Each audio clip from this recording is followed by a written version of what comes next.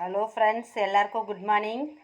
இன்றைக்கி நான் வீட்டில் என்ன பண்ணுறேன்னா பன்னீர் கிரேவி பண்ண போகிறேன் பிரேக்ஃபாஸ்ட்டுக்கு. அதுக்கு தேவையான பொருட்கள் பாருங்கள். பன்னீர் எடுத்து கட் பண்ணி வச்சுருக்கேன். வெங்காயம் கொஞ்சம் ஒன்று பாதியும் மிக்சியில் போட்டு மசிச்சு வச்சுருக்கேன். தக்காளியும் பேஸ்ட்டாக தான் அரைச்சிருக்கேன் கிரேவின்றதுனால. இஞ்சி பூண்டு பேஸ்ட், இது சோம்பு கசகசா வச்சுருக்கேன் தாளிக்கிறதுக்கு. அன்னாச்சி பூ ஒன்று, ஒரு ஏலக்காய் வச்சுருக்கேன், கிராம்பு ஒன்று, எல்லாமே நிறைய இல்லை, ஒன்று ஒன்று அப்படி தான் வச்சுருக்கேன். தாளிப்புக்கு கருவேப்பிலை, கொத்தமல்லி, இவ்வளோ தான் பொருட்கள் தேவையானது. வீட்டு மிளகாத்தூள் கொஞ்சம் போட்டுக்க போகிறோம் கிரேவிக்கு. கரம் மசாலா தூள் கொஞ்சம் ஆட் பண்ணிக்கலாம், மஞ்சத்தூள் கொஞ்சம் ஆட் பண்ணிக்கலாம், இவ்வளோ தான். இதுக்கு முக்கியமாக தேவையானதை எப்படி ரெடி பண்ணணுன்றதை இப்போ காமிச்சிட்டேன். இப்போ தாளித்து விடலாம் வாங்க. ஃபஸ்ட்டில் ஸ்டவ் ஆன் பண்ணிக்கலாம். பேன் வச்சாச்சு. கொஞ்சமாக எண்ணெய் விட்டுடணும்.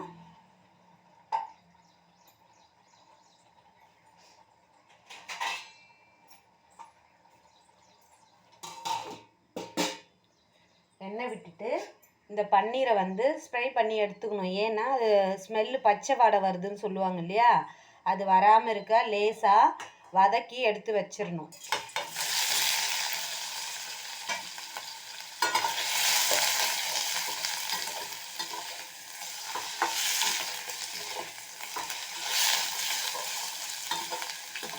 சும்மா கொஞ்சம் எண்ணெய் தான் விடணும். ஏன்னா ஒரு சிலர் எண்ணெயிலே போட்டு பொரிச்சிலாம் எடுப்பாங்க. அந்த மாதிரி நம்ம பண்ணக்கூடாது. இவ்வளோ தான். இப்போ இது பாருங்கள், கொஞ்சம் லேசாக கோல்டன் பொன்னிறமாக வறுந்துடுச்சு. இப்போ இதை எடுத்து வச்சிடணும் நம்ம.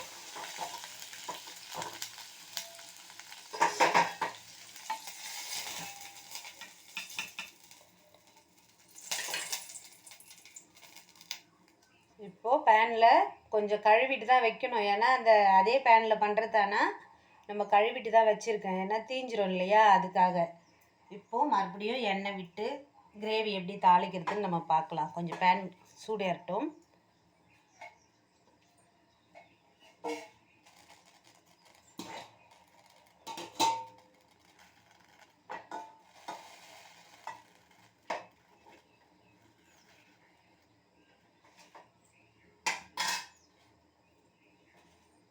தாளிப்புக்கு தேவையான எண்ணெய் போட்டுக்கலாம். ஏன்னா கிரேவின்றதுனால நல்லா ஆனியன்லாம் மேஷாக வதங்கணும் இல்லையா, அரைச்சி தான் வச்சுருக்கோம். இருந்தாலும் பொரியிற அளவுக்கு எண்ணெய் விட்டுடணும்.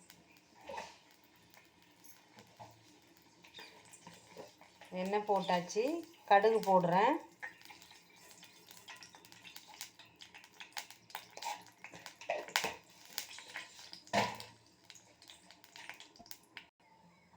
பாருங்கள், இப்போ கடுகு பொரிஞ்சிட்டு சோம்பு கசகசா பட்டை எல்லாம் போடலாம். இப்போது ஆனியன் சேர்த்துடலாம். ஏன்னா இதை அரைச்சி வச்சதுனால கொஞ்சம் இதுவாக தான் இருக்கும். ஆனால் சட்டுன்னு வதக்கிடலாம் நம்ம.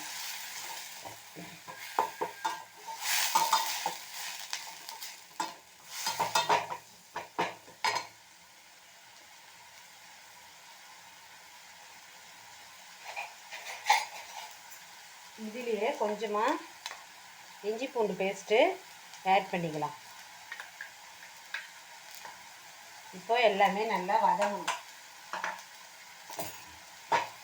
தீயாமல் நம்ம வதக்கிட்டே இருக்கணும். இஞ்சி பூண்டும் ஆனியனும் நல்லா வதங்குற வரைக்கும் வதக்கிடுக்கணும்.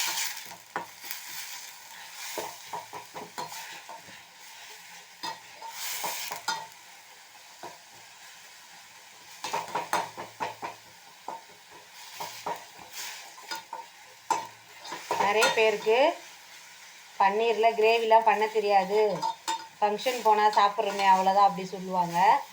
இது ஒன்றும் பெரிய விஷயம் இல்லை. நம்ம மட்டன் சிக்கன் பண்ணுற மாதிரி தான் இதையும் நம்ம பண்ணணும். நான் vegetarian time, veg time Karthigai மாதம் அல்லது புரட்டாசி மாதம்லாம் இந்த மாதிரி கிரேவிலாம் பண்ணி கொடுப்பேன். ஏன்னா நம்ம வெஜ்ஜு தான் நிறைய பண்ணுவோம் இல்லையா, அந்த மாதம் ஃபுல்லாக என்வி பண்ண முடியாது. அதுக்காக இந்த மாதிரி நீங்கள் பன்னீர் கிரேவி, அந்த பன்னீர் இது கோலா உருண்டை சொல்லுவாங்க, பன்னீர் டிக்கா சொல்லுவாங்க, அதெல்லாம் பண்ணி கொடுக்கலாம். நம்ம டிஃப்ரெண்ட் டேஸ்ட்டாக இருக்கும், டிஃப்ரெண்ட்டாகவும் இருக்கும். நம்ம பழையபடியே எல்லாமே பண்ணாலும் போரிங்காக ஃபீல் பண்ணுறாங்க. அதுக்காக சொல்கிறேன். இப்போது வெங்காயமும் இஞ்சி பூண்டு பேஸ்ட்டும் வதங்கிடுச்சு. தக்காளி பேஸ்ட்டு அரைச்சி வச்சுருக்கேன் ஒன்று பாதியமாக, அதையும் இதில் ஆட் பண்ணிக்கலாம்.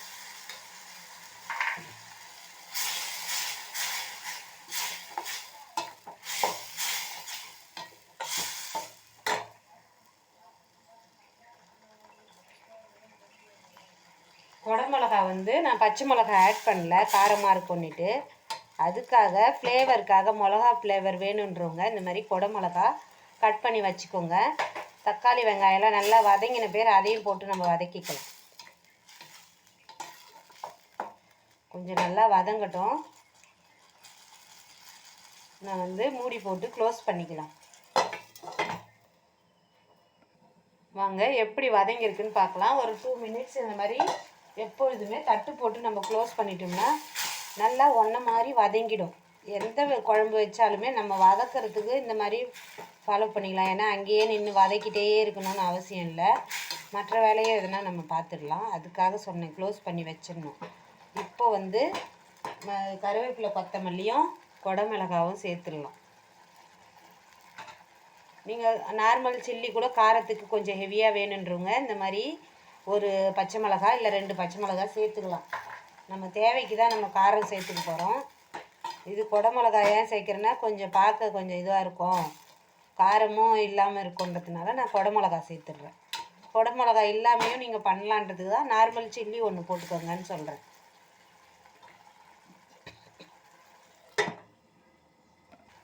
இப்போது நல்லா வதக்கி விட்டுட்டு மறுபடியும் ஒரு 2 மினிட்ஸ் க்ளோஸ் பண்ணிக்கோங்க. அப்போ தான் நல்லா அது ஒன்றை மாதிரி அந்த ஆவிலே அந்த குடமிளகாவும் வெந்துடும். பால் பொருட்கள் நிறைய குழந்தைங்க விரும்பி சாப்பிடும், பால் குடிக்காத குழந்தைங்கள்லாம் இந்த மாதிரி கால்சியம் சத்து புரோட்டீன் வேணுன்றவங்க இந்த மாதிரி பண்ணி கொடுக்கலாம். பால் குடிக்காத குழந்தைகளுக்கு கால்சியம் கம்மியாக இருக்கிறவங்களாம் இந்த பால் பொருள்லாம் ரொம்ப நல்லது. விலை அதிகம்தான், இருந்தாலும் கொஞ்சம் நல்லதுன்றதுனால நம்ம பால் குடிக்காத குழந்தைங்களுக்கு இந்த மாதிரிலாம் பண்ணி கொடுக்கலாம் டிஃப்ரெண்ட்டாக. இப்போ மூடியை ஓப்பன் பண்ணிவிட்டு பார்த்துடலாம் எவ்வளோ அழகாக வதங்கியிருக்கு பாருங்கள். நம்ம எப்பொழுதுமே நம்ம போட்ட அந்த எண்ணெய் வந்து தனியாக பிரியணும், அப்போ தான் அது நல்லா வதங்கியிருக்கு. கிரேவிக்கெலாம் அப்படி தான் நம்ம வதக்கணும். இப்போது நல்லாவே செவந்து வதங்கியிருக்கு.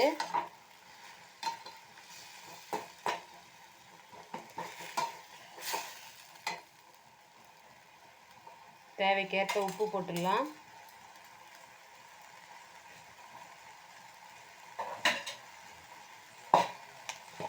கொஞ்சமாக மஞ்சத்தூள் ஆட் பண்ணிக்கோங்க.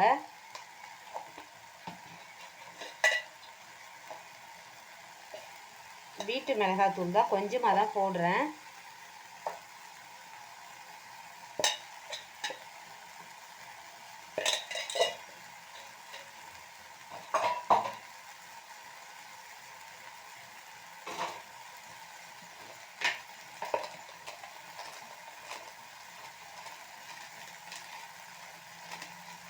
இது வந்து கரம் மசாலா லேசாக நம்ம போட்டுக்கோங்க. ஒரு 1/2 ஸ்பூன் போட்டுக்கோங்க போதும், இல்லை 1/4 ஸ்பூன் போட்டுக்கோங்க. மசாலா தேவைக்கேற்ப தான் போடணும்.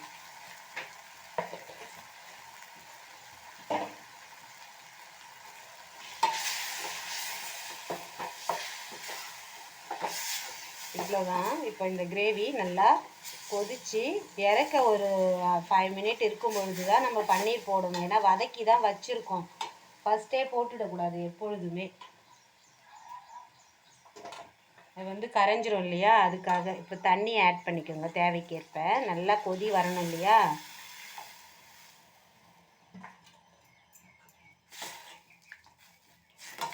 இப்போது ஒரு 5 மினிட் நல்லா கொதிக்கணும். அது பிறகு பன்னீர் சேர்த்துடலாம் நம்ம. இப்போது இந்த பன்னீர் கிரேவிக்கு என்ன தோசை பண்ணலாம், சப்பாத்தி பண்ணலாம். நான் வந்து கோதுமை தோசை வந்து பண்ணுறேன். இதுக்கு 1 கப்பு மாவு எடுத்துக்கோங்க. தேவைக்கேற்ப உப்பு சேர்த்துட்டோம். ஒரு ஆனியன், ஒரு பச்சை மிளகாய், கருவேப்பிலை போட்டு நல்லா பீட் பண்ணிக்கலாம். தண்ணி சேர்த்து கட்டி இல்லாமல் பீட் பண்ணிக்கோங்க. தேவைன்னா ஒரு எக்கு கூட நீங்கள் போட்டுக்கலாம், டேஸ்ட்டு செமையாக இருக்கும். நல்லா கட்டி இல்லாமல் ஊற்றுற பதத்துக்கு, தோசை மாவு பதத்துக்கு இந்த மாவை பீட் பண்ணி ரெடி பண்ணிக்கோங்க.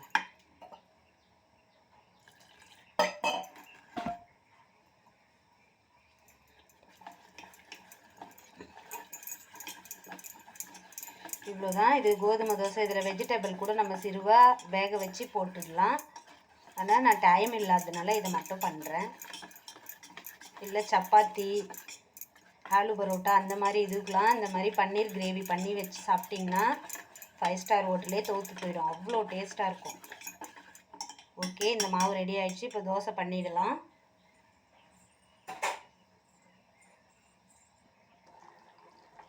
இப்போது பன்னீர் கிரேவி ரெடி ஆகிடுச்சு. 2 மினிட்ஸ் கொதிச்சா போதும். இது கொதி வர்றதங்காட்டியும் கோதுமை தோசையும் 2 ரெடி பண்ணியாச்சு. இட்லி பண்ணி வச்சுருக்கேன். இவ்வளோதான் இன்றைக்கி பிரேக்ஃபாஸ்ட்டு. பாருங்கள், பார்க்கவே எவ்வளோ அழகாக இருக்குது. நிறைய பேர் செய்ய தெரியாதுன்றீங்க இல்லையா, அவங்களுக்காக தான் இந்த வீடியோ.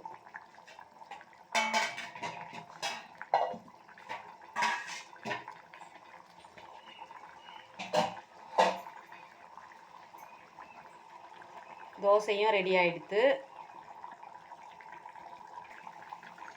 பாருங்கள், பன்னீர் கிரேவி ரெடி ஆகிடுச்சு.